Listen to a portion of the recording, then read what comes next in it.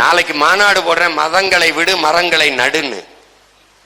நீங்க என்னையே தேடாம நீ சிறுபான்மை, இஸ்லாம் நீ சிறுபான்மை, கிறிஸ்தவன் நீ சிறுபான்மைன்னு சொல்றது யாரு? ஐயா ஸ்டாலின்.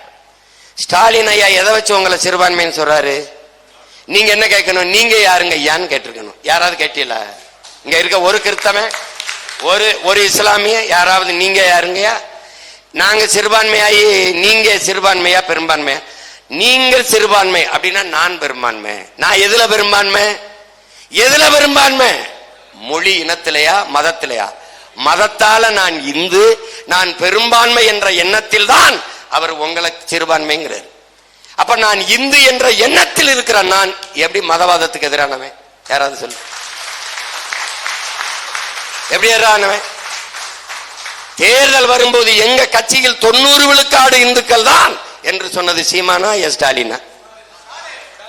90 விழுக்காடு இந்து, 100 விழுக்காடு இந்து பிஜேபி, 90 விழுக்காடு இந்து திமுக. இதுல என்ன வேறுபாடு? அந்த 10 விழுக்காடு தான் கிறிஸ்தவ இஸ்லாமிய, 10 விழுக்காடு வருகிற மைபா சேசாஸ் கிறிஸ்தவன், இந்த இமாயின் முஸ்லீம், இவர் இந்து.